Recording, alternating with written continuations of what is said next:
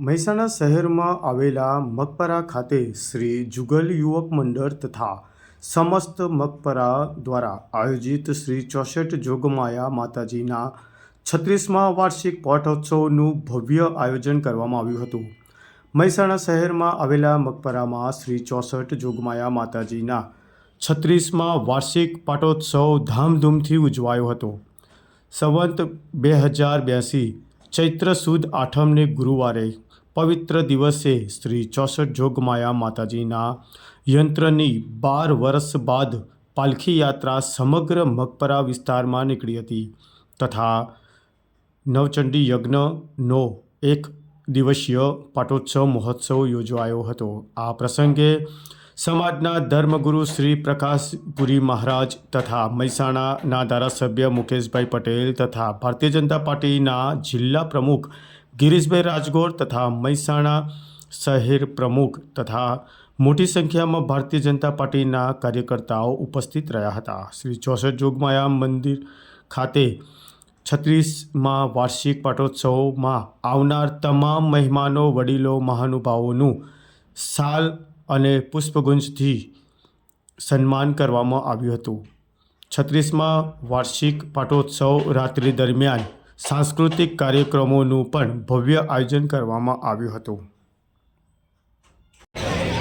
મહેસાણાના ધર્મ પ્રેમી જનતા આજનો પવિત્ર દિવસ બે ઉત્સવો એક સાથે થયા છે। અહીંયા જોરદાર હવન થયો અને પ્રભુ શ્રી રામનો જે જન્મોત્સવ બે કાર્યક્રમ આજે શહેરમાં સાથે ઉજવાયા છે।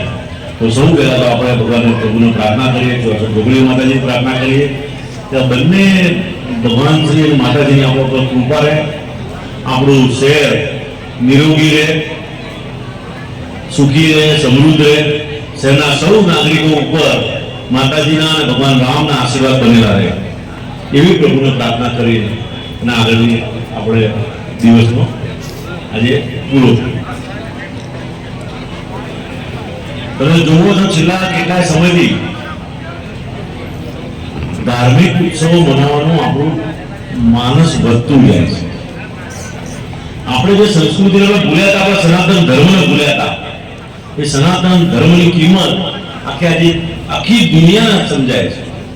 તો દુનિયામાં ક્યાંય અશાંતિ થાય ને છેવટે દુનિયાના જે લોકો ભગવાનને માનતા હતા એવા લોકો આધ્યાત્મિક શાંતિ મેળવવા માટે અને આધ્યાત્મિક શાંતિ મેળવવા માટે અબજોપતિ દુનિયાની મહાસત્તાઓના રણી ધણી કહેવાતા હતા એવા બધા લોકો હરદ્વાર, ઋષિકેશ, પુષ્કર, બનારસ, મહાકાલ ના મંદિરોમાં ભગવાનના આશ્રય આવવા માંડ્યા છે। કેમ કે આપણો દેશ 5000 વર્ષ જૂનો આપણો ઇતિહાસ છે અને આપણે લોકો સનાતન ધર્મમાંથી આધ્યાત્મિક ચેતના અને ચેતના દ્વારા શાંતિ મેળવી છે।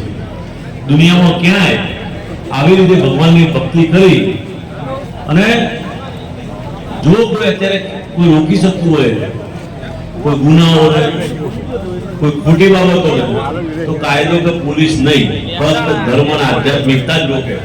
એ જેટલું રોકે એટલું કોઈ ના રોકી શકે, એના સિવાય બધું ચાલે। પણ હા, એટલે આપણે અત્યારે નરેન્દ્રભાઈ મોદી સાહેબ કહે છે કે વિકાસ પણ જોઈએ પણ આપણી વિરાસત પણ જોઈએ। વિરાસત એટલે શું? આ આપણો આધ્યાત્મિક વારસો। તમે જુઓ કાશીનો કોરિડોર જુઓ, સોમનાથનો કોરિડોર, અને એના દ્વારા નાગરિકો, ભાઈઓ બહેનો, દેશવાસીઓ અને દુનિયાના લોકો ત્યાં આવી અને માથું ઝુકાવી અને શાંતિની અનુભૂતિ કરે, એ તરફ આગળ વધી રહ્યા છે। ત્યારે આપણે સૌ આ રસ્તે, સાચા રસ્તે છીએ એટલે ખૂબ ખૂબ અભિનંદન। અને ફરીથી માતાજીના ચરણોમાં વંદન કરી મારી વાત પૂરું કરું છું।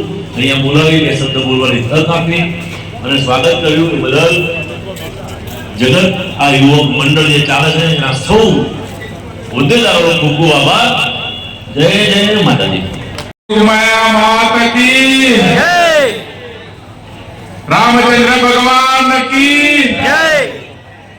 આજે આખા મહેસાણા શહેરની અંદર ઉમંગ અને ઉત્સાહનું વાતાવરણ આજે જોવા મળ્યું છે।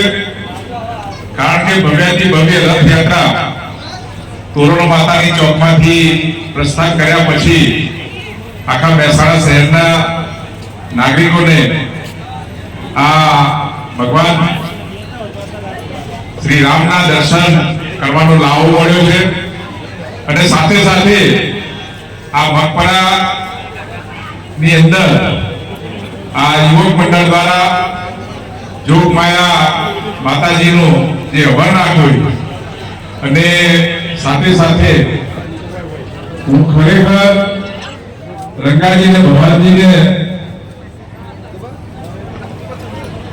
અભિનંદન પણ આપું છું અને મને ગર્વ પણ થાય છે અને અહીંયા બેઠેલા આ મગપરાના જે વડીલો માતાઓ હોય એ એમને એક સંદેશો આપવા માંગુ છું કે જ્યારે આ મગપરાના યુવાનો એ મને આમંત્રણ આપવા માટે આવ્યા અને એ લોકોનો ભાવ મેં જોયો, એ લોકોના વિચારો જે જોયા એ ખરેખર અદ્ભુત વિચારો સાથે આ હવનનું આયોજન એમણે કર્યું છે.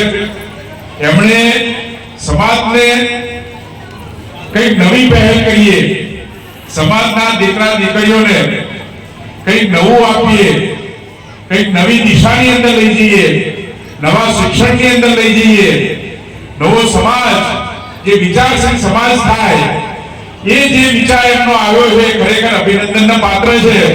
એટલે અહીંયા હું બધાને ખૂબ ખૂબ અભિનંદન આપું છું અને કોઈ પણ માતા પિતાનું એક પણ સપન પણ હોય છે કે મારા દીકરા દીકરીઓ એ પોતાના પરિવારનું નામ રોશન કરે.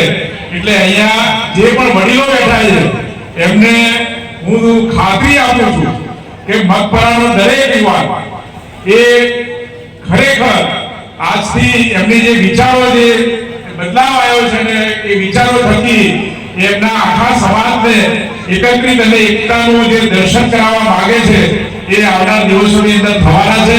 અને સાથે સાથે આ વિસ્તારના બધા જ નાગરિકો, અહીંયા રહેતા બધા જ ભાઈ બહેનો અને વડીલોને એ આજે રામનવમી અને જોગમાયા માતાજીના આશીર્વાદ મળી રહે, સ્વાસ્થ્ય સારું રહે, આર્થિક રીતે આ સમગ્ર વિસ્તાર ખૂબ જ આગળ નીકળે એવી પ્રભુને પ્રાર્થના. આભાર. ભારત માતા કી જય. વંદે માતરમ.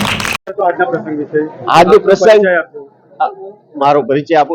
હું પ્રધાનજી ઠાકોર મગપરાનો રહેવાસી છું અને મગપરામાં જ રહું છું, નિવૃત્ત કર્મચારી છું. માતાજીનો આ પ્રતિષ્ઠા મહોત્સવ 36મો પાટોત્સવ છે માતાજીનો. અમારા મગપરાનું તોરણ 100 વર્ષ પહેલા અહીંયા બાંધવામાં આવેલું અને માતા જોગણીઓમાં પાલોદર જોગણીઓ માતાનો જ્યોત લાવી અને અહીંયા આગળ માતાજીની આ ગોખની અંદર પ્રતિષ્ઠા કરેલી. ત્યાર પછી 1990માં માતાજી અને ચોદીના યંત્રની પ્રતિષ્ઠા કરેલી અને અમે દર વર્ષે આ પ્રતિષ્ઠાનો ઉત્સવ ચૈત્ર મહિનાની 8મ ને ઉજવીએ છીએ, યજ્ઞ કરીએ છીએ અને આવી રીતે બહુ સરસ રીતે માતાજીનો ઉત્સવ કરીએ છીએ. માતાજીની કૃપા અમારા ઉપર સદાય રહે છે અને માતાજીની કૃપાથી અમે બધા બહુ સુખી છીએ.